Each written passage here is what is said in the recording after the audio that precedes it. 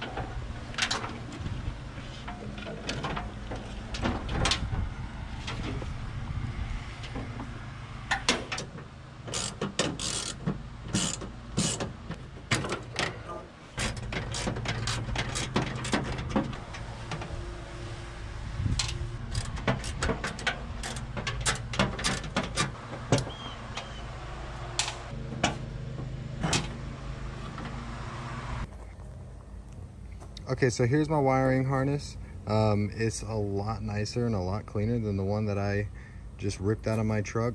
It comes from Current Performance. There's two things on the website that you need to keep in mind, or at least that I had to go through whenever I was selecting mine, which was the injector plug, the type of injector plug, which for me is Multec, and then I selected none on transmission because I'm running a 350. But that's the only two things I had to select, and then I was able to order it. Comes with all the fuses. Everything is just basically ready to plug in. This is the cable to go to my fuel pump, and the only thing that was different when I got this was my coolant temp plug. This isn't the same as the plug for the coolant temp sensor that I had on my truck, so I went and basically just matched this plug at O'Reilly's, and it was a $25 little sensor that I plugged into the head of my motor. That's already taken care of. It only took like 5 minutes to fix, but that was the one thing. I mean, I checked over almost everything I could looking at pictures and stuff. I had to get new O2 sensors, but that was kind of needed anyway, so I have some really cheap ones in there, and now I got some good Bosch O2 sensors from O'Reilly's as well. But yeah, I just checked this out and made sure that all of my plugs were the same. I believe everything is good to go now. Real quick, here's the wires. A bunch of just accessory wires or anything that you would need plugging into your dash, OBD2 port, and I believe this is what the logo looks like for Current Performance wiring. It was a little over $500 for this, and so far it looks like it was completely worth it. So now that I have the old wiring harness out, I can kind of mock up the new wiring harness, and I'm gonna try and see if I could take my ECU and put it under my dash somewhere, or somewhere in the cab to where it's out of the way and it's not on my inner fender well under my hood. And hopefully I can tuck most of this harness either inside the cab or under the dash and only have what needs to come out into the engine bay. That's the only thing that will be out, and I won't have wires hanging everywhere and stuff, and maybe try to clean up some of the original wiring on the truck as well. Here's old and new. This thing is a joke. I was talking to my dad, and I really don't even know how this truck was running with how bad this is. But yeah, when I mean it looks a lot cleaner, it really does. Okay guys, so last night I came in here. This had about 40 years of dust on it, so I just cleaned it all up, and I was just pulling out some old wires, and there was some weird wires like this one right here that was just, it was connected to nothing, and it was just sitting in there. So I did a lot of tracing down wires and trying to figure out where they came from, and then I just kind of cleaned this one up because I have wires that are laid in here that go to the stereo, and I just taped them off and cleaned them up and wrapped them up in some electrical tape. It looks like somebody tried to make the stereo fit in here, and they used a pair of scissors and cut that open. There's an old speaker there. This is the wiring that was connected to my stereo, and that was the only plug that was connecting all of this, so most of this was useless. And I just took it all out and wanted to clean it all up, but now it's way better, and I don't need the stereo. I can go buy a stereo and a couple of speakers and rewire it, and it would be 100 times better than what this was. All right, so last night I took a little bit of time and looked at my firewall and found a spot where there were some old wires cut from the original wiring of the truck, and I don't need them. So I pulled those out from under my dash, and I found this spot in the firewall for my harness. So here's the new harness all laid out, and there's a spot right in the firewall. Fits perfectly pretty much. And that way it runs into the firewall and it goes right into the glove box.